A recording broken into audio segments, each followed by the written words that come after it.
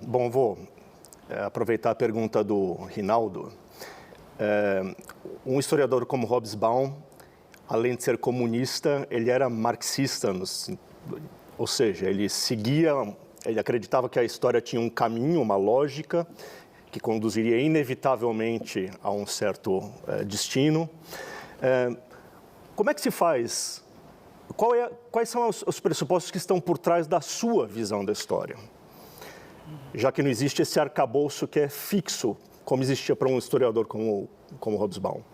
Well, I used to joke that I was in fact a Marxist, but I was just on the side of the bourgeoisie rather than the proletariat. But that was really just a joke. My approach to history has been characterized by three ideas.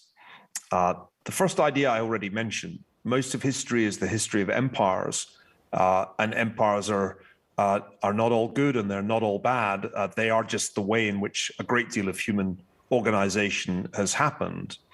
Secondly, history is propelled forward by the tension between networks and hierarchies. Social networks, informally organized, are often where the creativity happens. Hierarchical structures like governments are where the power is wielded. And that is still true today, just as it was true in the days of the ancient Greeks and ancient Romans. Finally, as an historian, I've always believed that history is not deterministic and that there are, if you like, gardens of forking paths. We are constantly confronted with choices.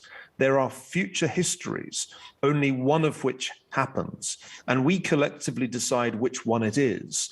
That means that when we think about the past, we always need to ask the counterfactual question: what if COVID-19 had not struck in 2020?